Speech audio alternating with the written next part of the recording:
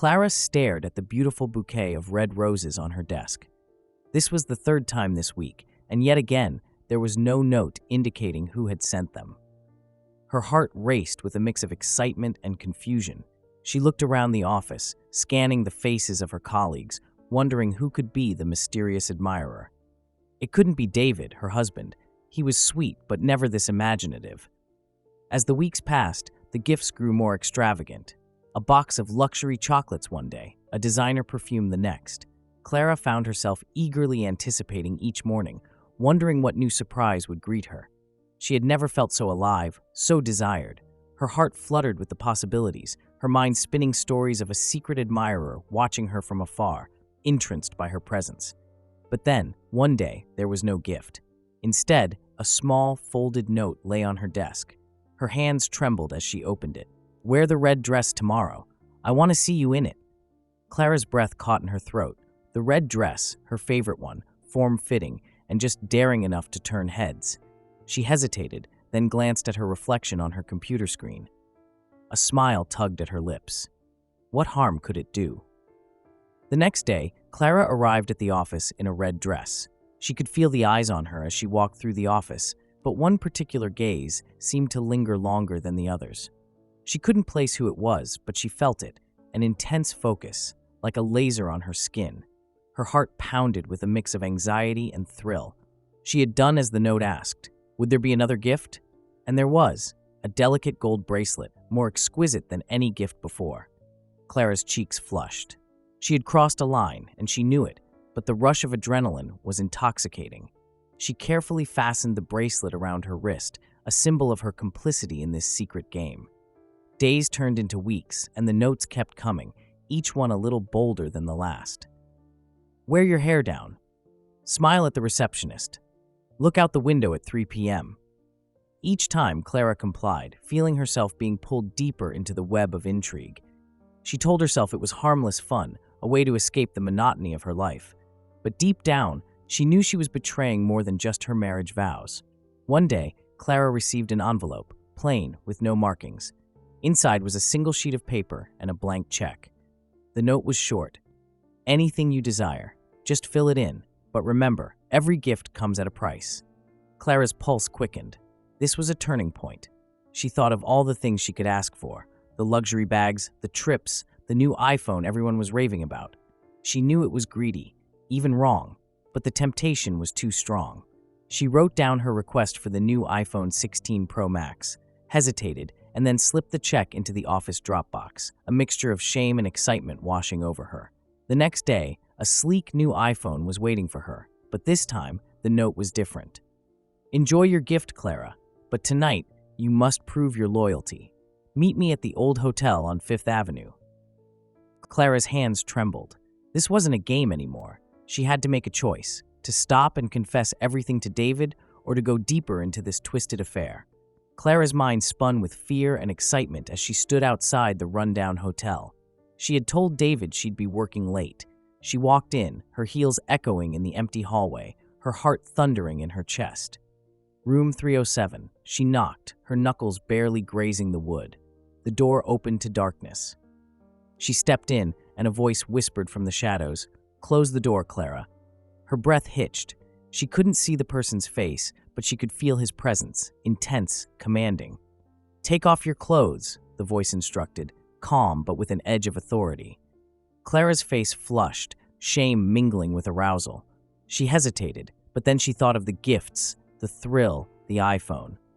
She did as she was told, feeling the weight of her choices pressing down on her. The night that followed was a blur, a mix of fear, desire, and a strange sense of liberation. When it was over, she left with her prize, but a deeper sense of dread gnawed at her. She had crossed another line, and this time there was no going back.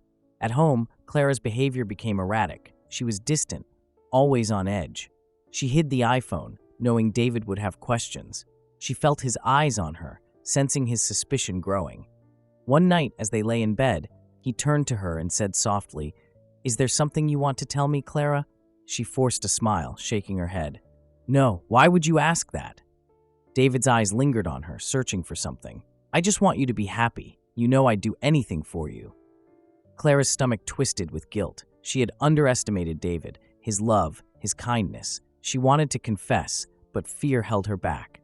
She was trapped in a game of her own making, with no way out. One evening, Clara came home to a surprising sight. The house was dimly lit with dozens of candles, soft music played in the background, and a trail of rose petals led up the stairs to their bedroom.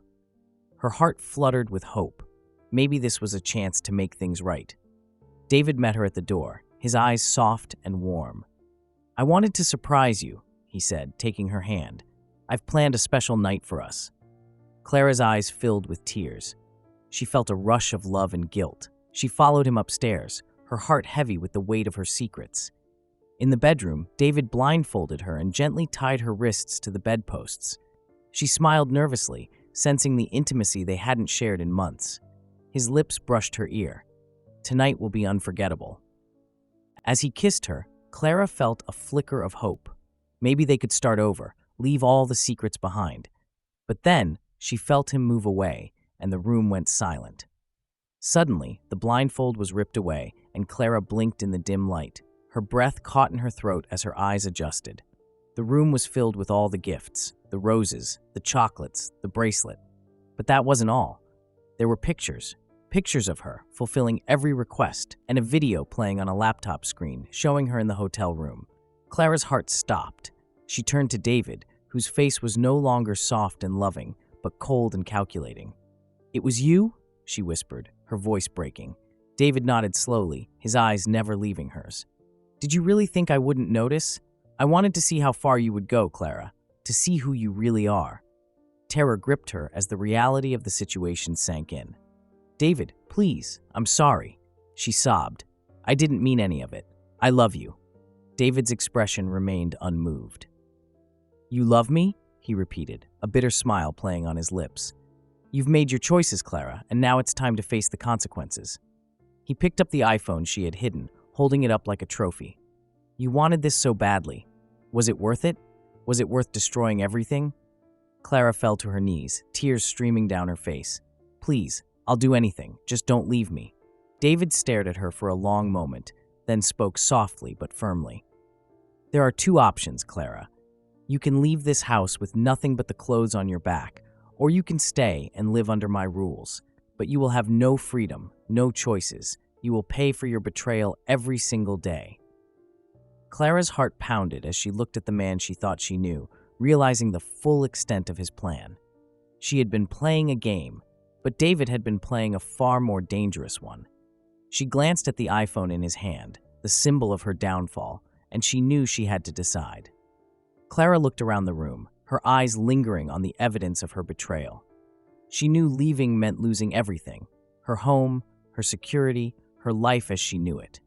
But staying meant submitting to a man who no longer saw her as his wife, but as someone to be punished, controlled, and molded to his will. The weight of her choices settled like a stone in her chest. Clara's breaths came in shallow gasps as she tried to grasp the reality of her situation.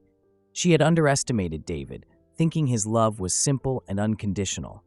She never imagined he had the capacity for such cold calculation and cruelty. Tears blurred her vision as she looked at him, searching for a hint of the man she once loved, the man she thought would always protect her. Thank you for watching. If you enjoyed this story and want to see more gripping tales of love, betrayal, and the unexpected twists of human nature, don't forget to like, comment, and subscribe. Share your thoughts below. What would you have done if you were in Clara's shoes? Until next time, keep your desires in check, and remember that every choice has a price. See you in the next story.